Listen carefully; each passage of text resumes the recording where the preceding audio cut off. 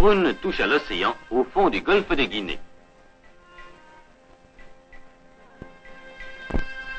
Le pays Bamileke est un haut plateau couvert de savane qui se situe au nord de Douala, sur la frontière Cameroun-Britannique. Au centre de ce plateau se trouve l'hôpital de Bangwa. Douala, le grand port du Cameroun, cité commerçante et prospère, capitale économique du pays, avec ses maisons blanches et ses buildings entourés de verdure et de palmiers. Au loin, nous apercevons le pont du Vouri. Ce pont, récemment construit, d'une portée de près de 2 km, traverse l'estuaire du fleuve. C'est par cette route que nous partons vers le pays Bamileke. À 150 km de Douala, nous apercevons, au-dessus des hautes herbes de la savane inclinées par le vent, des montagnes bleutées qui sont les rebords du plateau Bamileke.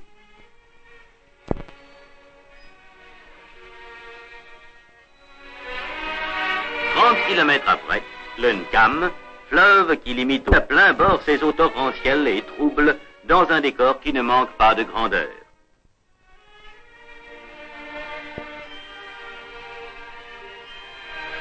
Après une vingtaine de kilomètres, la route traverse la ville de Bafang, chef-lieu de subdivision, véritable porte du pays.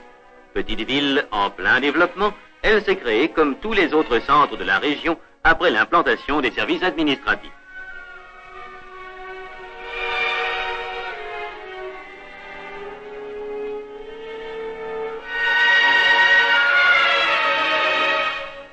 Les boutiques, les unes après les autres, se sont installées le long de la route. Au passage, nous jetons un coup d'œil à quelques boutiques. Voici le marchand de tissus. Ici, la mode nouvelle du coiffeur.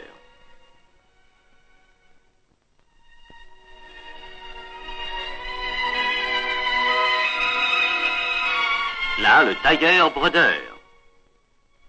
Et toute la foule d'acheteurs, femmes au visage intelligent et accueillant, fonctionnaires ou commerçants.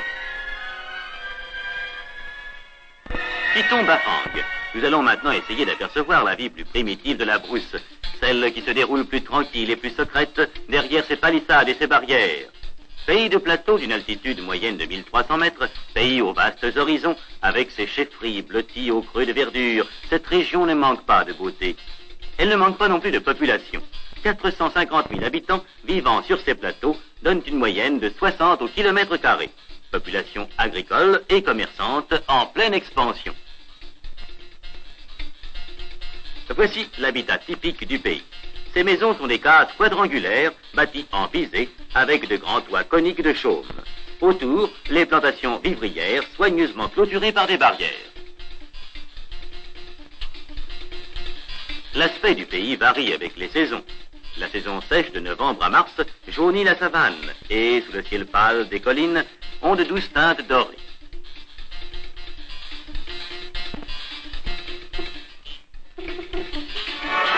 Vers la fin de janvier, les feux de brousse s'allument et leurs flammes claires dévorent les herbes desséchées et ravagent les pentes des collines.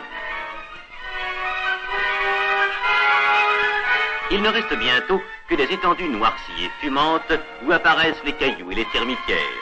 Mais sur les pentes noircies, la pluie de mars va à nouveau faire surgir les jeunes pousses vertes. Le paysage redevient verdoyant.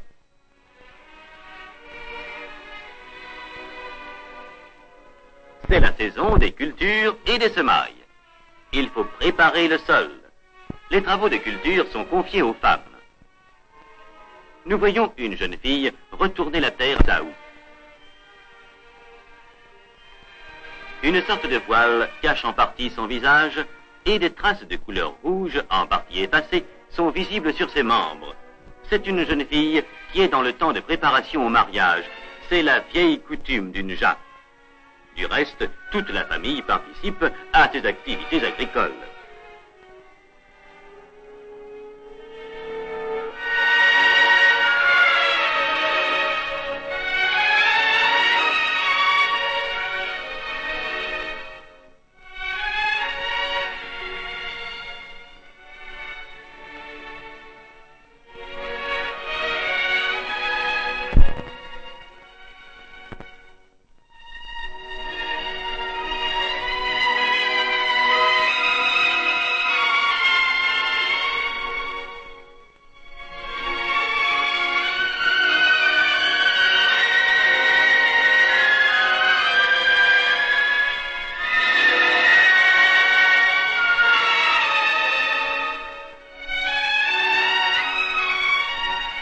Le bananier ne produit qu'une fois. Il est donc sacrifié et c'est un rejet parti du pied qui portera le fruit l'année suivante.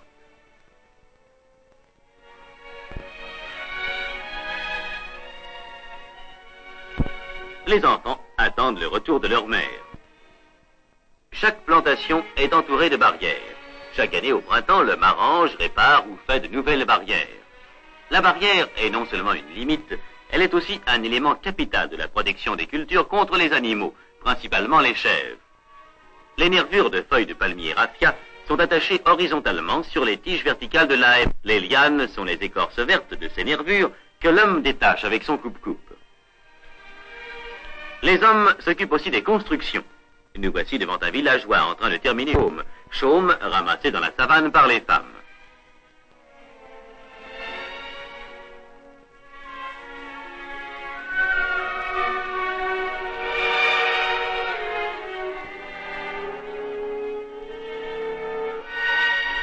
Aujourd'hui, jour de marché.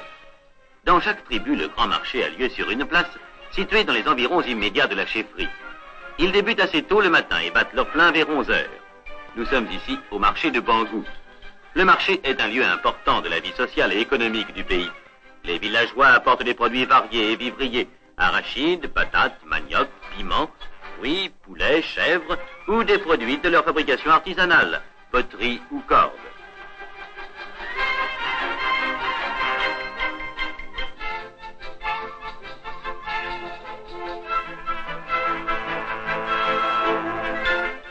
Les market boys vendent la pacotille d'importation, tissus, chaussures, savons, lampes, ou les produits d'autres régions, riz, sel et huile de palme.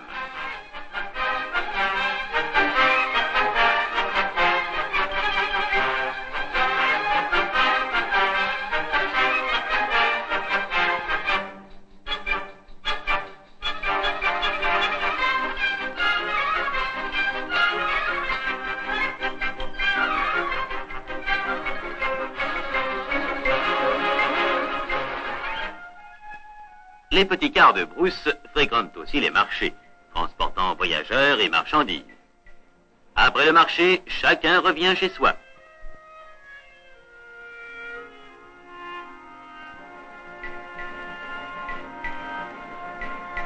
Nous voici à la chefferie de Bangoua. À la porte, un grand tambour sculpté couché devant une case de la Grand Place.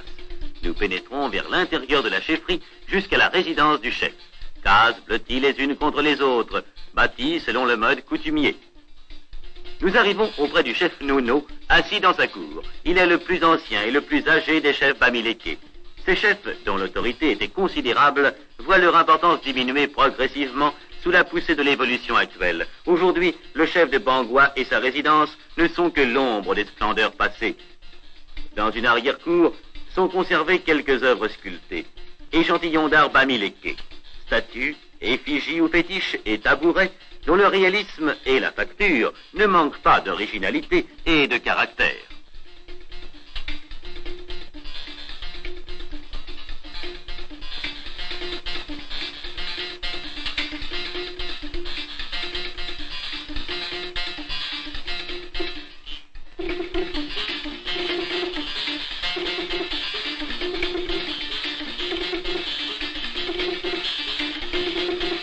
Autrefois, c'est moi qui commandais, me dit Nono dans son langage imagé.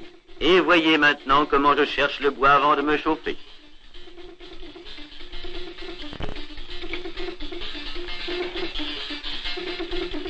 La chefferie est le siège du pouvoir coutumier politique et religieux. Elle est aussi le lieu de réunion des diverses sociétés coutumières et le lieu des réjouissances collectives, de danse en particulier. Nous assistons aux préparatifs des danseurs pour la danse du camp. La période du camp dure 9 semaines et tous les 8 jours à la chefferie a lieu la danse d'une société. Tous les sociétaires sont tenus de danser, sinon ils sont pénalisés par le chef, d'une amende, habituellement une chèvre. L'origine du camp est très ancienne et se rapporte aux choses les plus sacrées et les plus secrètes, dont la signification est perdue pour la plupart des villageois et les quelques initiés restants ne veulent pas en parler. Il est probable que ces danses sont des rites et des incantations rogatoires pour accroître la richesse des récoltes, la fécondité du pays et des familles. Elles ont toujours lieu vers le début de la saison des pluies chez les tribus dont la richesse principale est l'agriculture. Elles ont lieu aussi quand les filles ont fini leur période d'initiation d'une jappe. Le chef, dans son costume d'apparat, est monté sur la place. Les cornes, les marques blanches sur la peau, les interdits qui marquent cette période confirment le caractère magique de ces danses.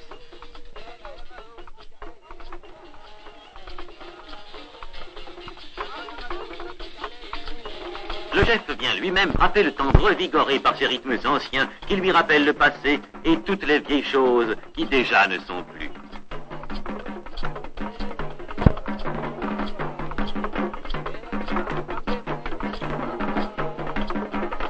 Il danse lui aussi, courbé vers cette terre où est caché son Dieu. Ce sera la dernière danse du vieux chef, depuis Nono est mort. C'est lui qui avait donné la terre où maintenant se dresse l'hôpital de Bangua.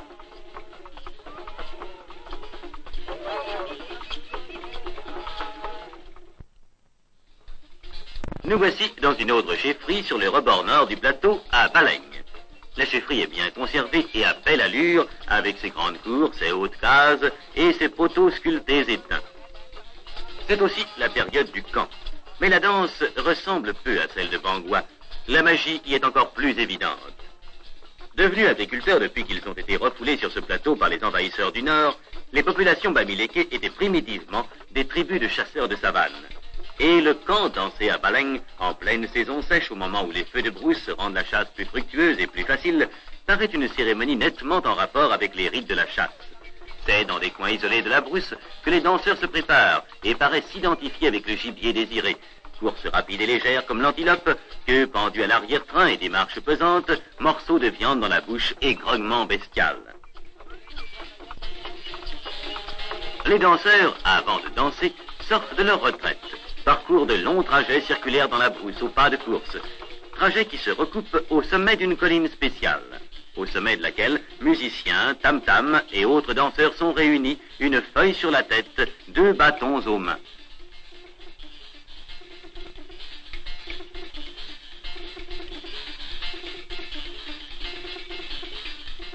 Le tam-tam est chauffé afin de tendre la peau.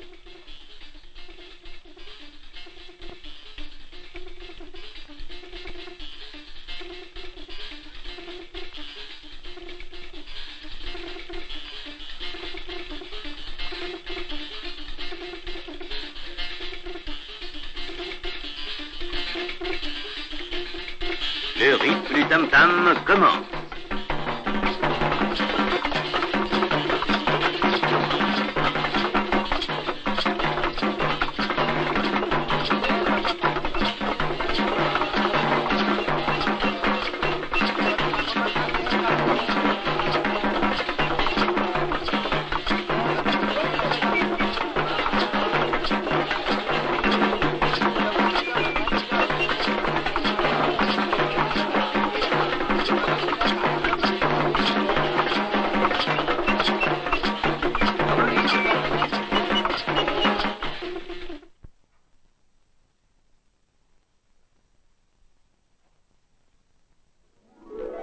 Mais dans ce pays encore profondément païen, la mission chrétienne travaille depuis une 40aine d'années. Voici le pasteur partant pour sa tournée. 110 à 130 églises protestantes ou annexes sont dressées dans ce pays, installées sur le territoire de presque toutes les chefferies. Voici l'un de ces postes. Autour d'un lieu de culte sont groupés les bâtiments scolaires, la résidence du pasteur, du catéchiste et des moniteurs. C'est l'heure de la récréation. Les élèves sortent de classe, garçons et filles.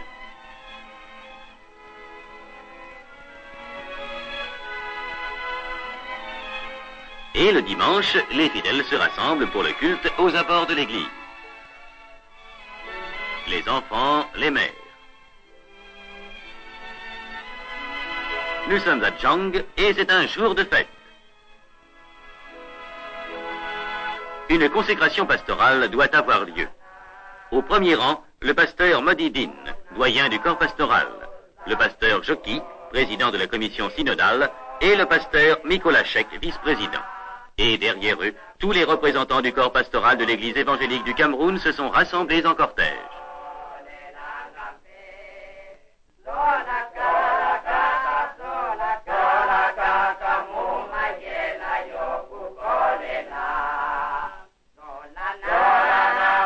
À la la sortie, pasteurs et paroissiens se retrouvent et échangent des salutations fraternelles.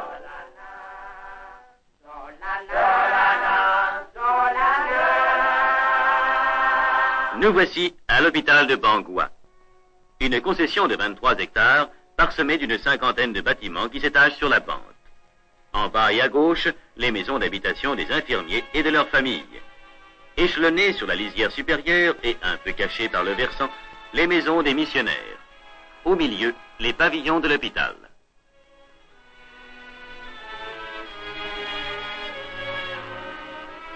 Quelques vues de détail. Isolement des tuberculeux. Les pavillons de chirurgie et de médecine. Le foyer des infirmiers. Le quartier de la maternité et la pouponnière.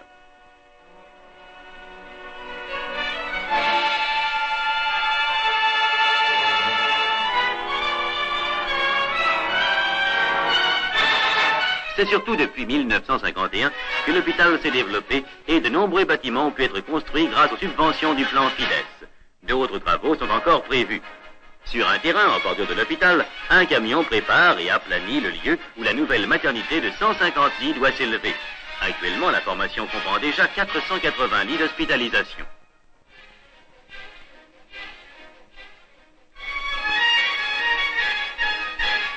En attendant l'arrivée des crédits, des équipes d'ouvriers de l'hôpital continuent les petits travaux d'entretien, caniveaux et escaliers.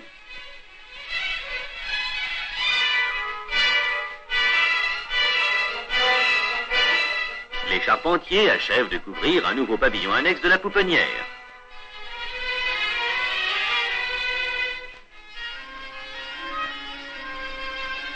À côté, le pavillon de la pharmacie. Au milieu de l'hôpital, le rond-point de la case centrale, toujours peuplé par les familles des malades, attendant le résultat des consultations ou des opérations. C'est souvent par voiture ou camion que les malades arrivent, accompagnés d'un ou plusieurs membres de leur famille, avec des provisions pour plusieurs jours. Dans ce camion arrive une malade grave, presque seule. Transportée à la salle d'opération, elle va être opérée d'urgence d'une grossesse extra-utérine rompue depuis 2 jours.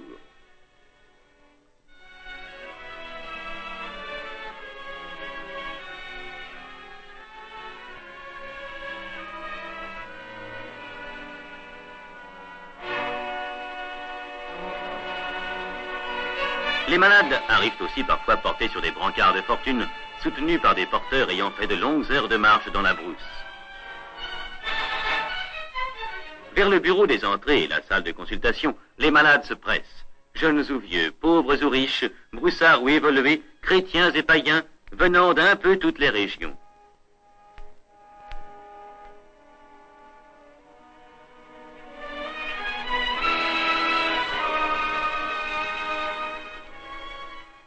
Dès leur arrivée, ils sont inscrits et reçoivent leur carte de consultant. Quelques notes sommaires sont inscrites par l'infirmier sur leur carte de consultation. Tous les consultants, les uns après les autres, sont examinés par le médecin. Voici le docteur Valère à sa table de consultation.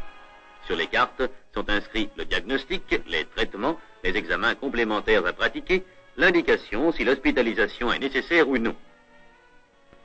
L'infirmier fait l'appel des malades pour des examens complémentaires.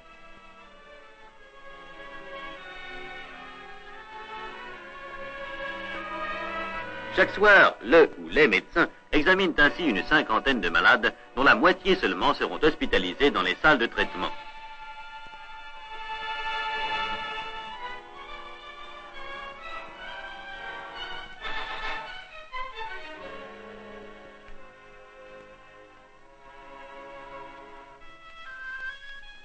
Après la consultation, les pulmonaires sont examinés à la scopie.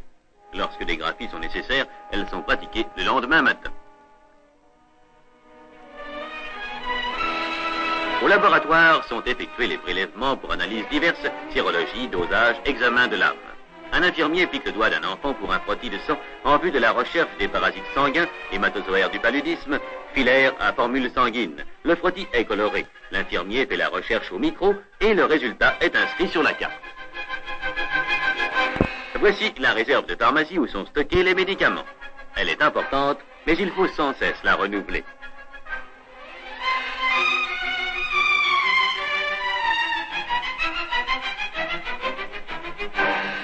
Influence à la pharmacie de détail où sont délivrées les potions, liniments, comprimés pour les consultants.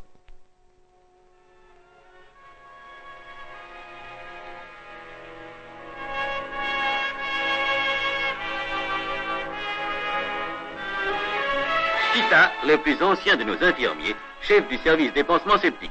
Depuis plus de 30 ans, il se penche sur toutes les plaies, phlegmons, ulcères qui viennent à l'hôpital et avec douceur et patience, il nettoie et panse les plaies putrides.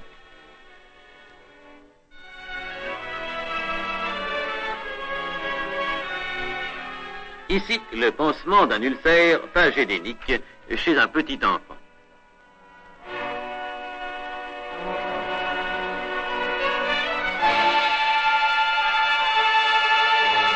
Plaie syphilitique sur un enfant en bas âge et dénutri qui sera guéri en quelques semaines par les antibiotiques.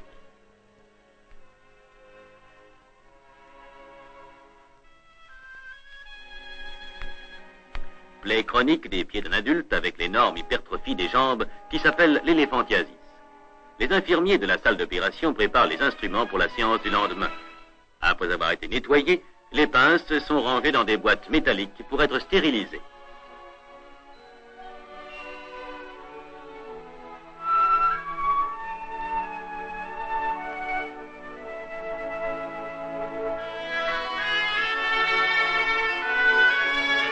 L'infirmier chargé des gants cherche les trous pour les réparer.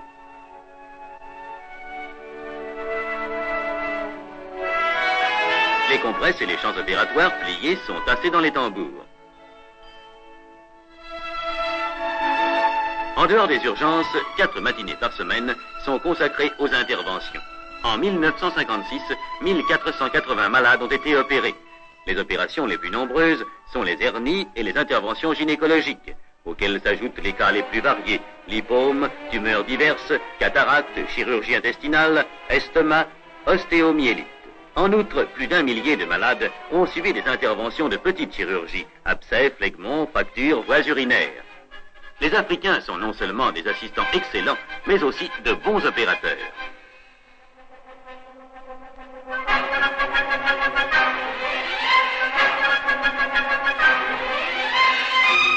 Nous voyons ici Samuel Wedia, le plus expérimenté de nos opérateurs africains, qui a pratiqué avec succès des milliers d'opérations.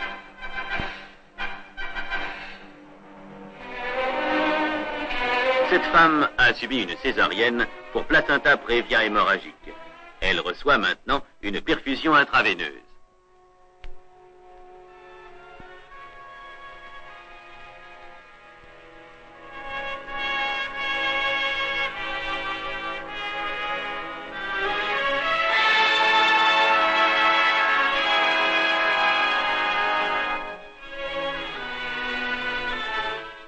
Chaque matin, le docteur, suivi des infirmiers du service, va faire la visite dans les salles des malades.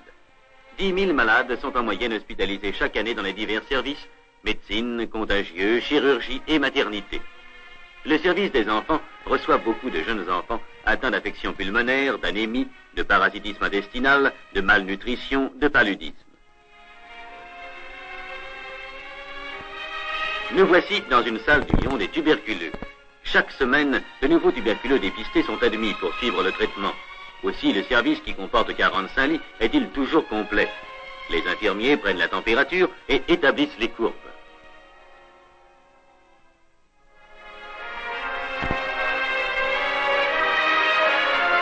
Un infirmier va pratiquer une insufflation de pneumopéritoine.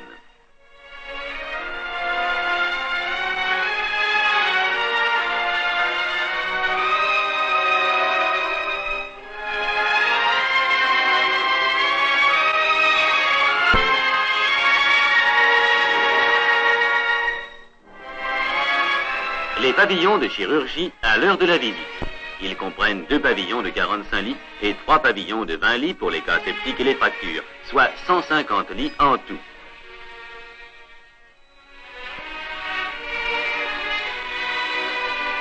À côté de chaque pavillon d'hospitalisation, il y a les cuisines où les gardiens préparent leur nourriture et celle des hospitalisés. Nous sommes ici, à la cuisine, près de la maternité. Les femmes enceintes et les accouchées sont toujours très abondamment nourries par leur famille. Une jeune accouchée se sert toujours d'une feuille pour porter la nourriture à la bouche, car coutumièrement, elle n'a pas le droit de la toucher avec les doigts.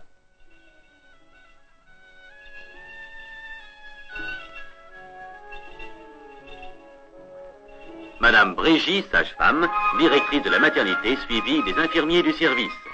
À la maternité, les accouchements sont de plus en plus nombreux chaque année.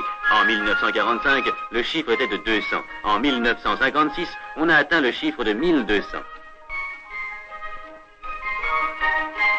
Un nouveau-né que l'on vient d'accueillir. Une fois soigné et habillé, il est présenté à sa mère, dont le visage rayonne de joie.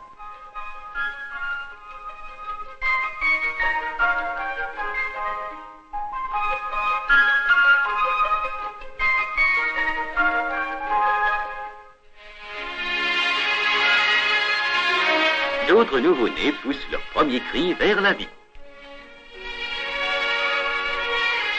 Un foyer a été construit pour que le personnel puisse se recréer avec salle de jeu, de lecture et de réunion, jeux de dames, de petits chevaux. Et voici Michel, Nono Mathieu,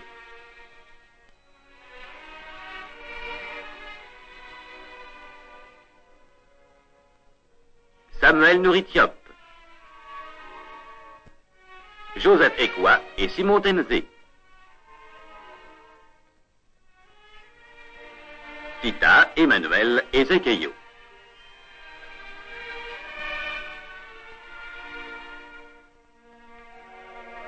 La salle de lecture.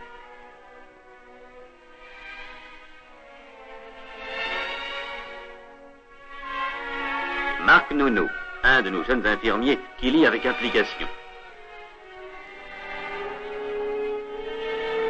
Zachary Temtemé.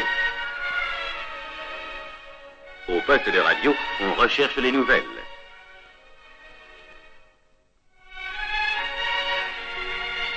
C'est aussi dans une des salles du foyer qu'ont lieu les cours ou les répétitions des jeunes élèves infirmiers. Les cours sont donnés par le médecin et les répétitions par un infirmier plus avancé. Cet élève a assurément encore quelques progrès à réaliser pour le dessin anatomique. Ces pavillons ombragés sont les bâtiments de la pouponnière. Ce linge épars sur les fils de fer et que l'on ramasse, ce sont les couches de bébés orphelins. Ce sont des enfants qui ont perdu leur mère, mortes de suite de couches, infections ou hémorragies sans secours au village ou en brousse, ou dans les mois suivants à l'occasion d'une maladie aiguë.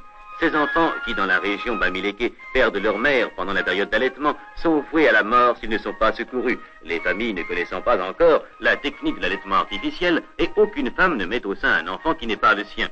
La pouponnière de Bangwa est créée comme une œuvre de sauvetage de ces enfants. Actuellement, plus de 100 enfants sont soignés à Bangwa et 50 à la pouponnière de Bangante. Après le bain, voici l'habillage. La pesée.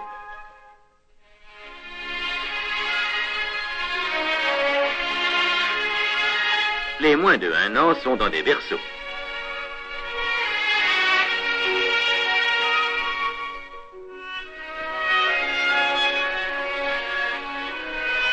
Mademoiselle Bardin et un petit orphelin.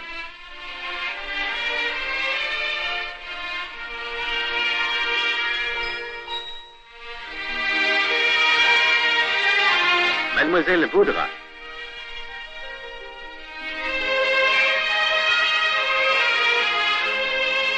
C'est l'heure des biberons et les infirmiers viennent chercher les nourrissons.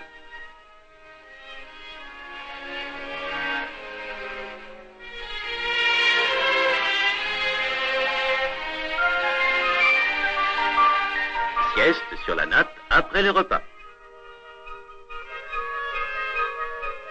Après, c'est l'heure de la promenade. Et les enfants se dirigent vers la grande pelouse derrière la chapelle.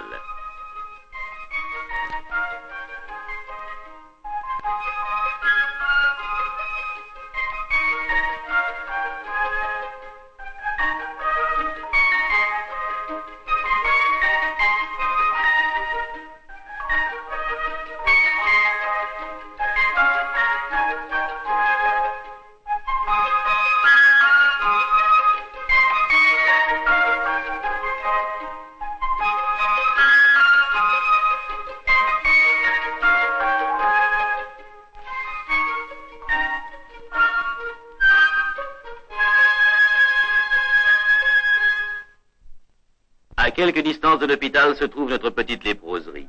Quelques dizaines de lépreux y séjournent et les malades non contagieux des villages environnants y viennent une fois par semaine recevoir leur traitement. La lèpre est actuellement traitée par les sulfones et l'absorption quotidienne des comprimés de disulone constitue l'essentiel du traitement. Les résultats sont bons si le traitement est régulier, mais il reste tous ceux pour qui les sulfones sont arrivés trop tard et qui sont irrémédiablement infirmes et dont le visage gardera toujours cette marque de tristesse si profonde.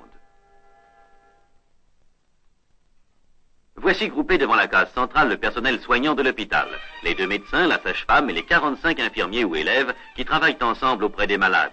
Jeunes et vieux, blancs et noirs ont une même charge, un même devoir ou une même vocation, secourir ceux qui souffrent et apporter par la réalité de leur service et de leur amour agissant un témoignage de l'amour de Jésus-Christ. Voici Samuel, opérateur habile au visage plein de bonté et de dignité.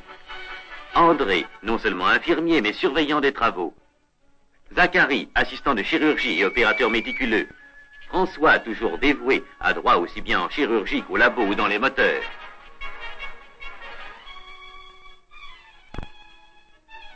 C'est le dimanche matin. La cloche de la chapelle a fait entendre son appel. Infirmiers, ouvriers et leurs familles, gardes malades et convalescents, se dirigent vers le lieu de culte.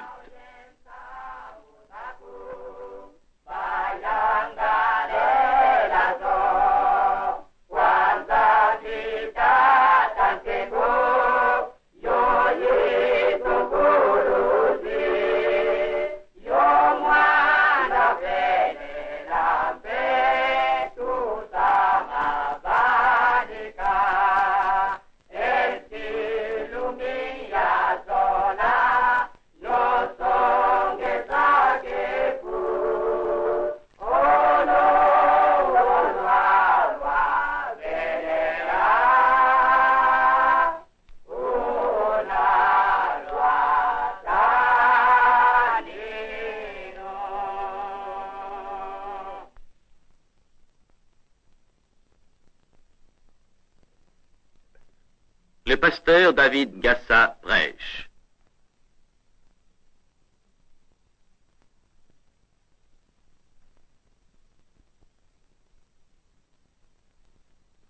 Et voici, la table a été dressée.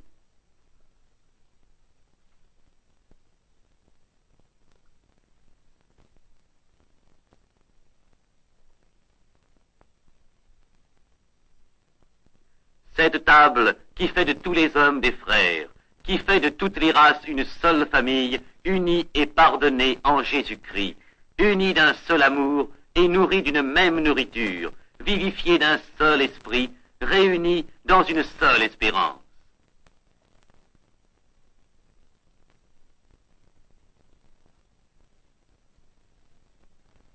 Et c'est sous ce signe de la croix, signe de l'amour et du salut, que le travail a commencé et continue, car c'est au nom de Jésus-Christ que les malades sont opérés, que les plaies sont pansées, que les orphelins sont nourris. La croix, notre seule espérance.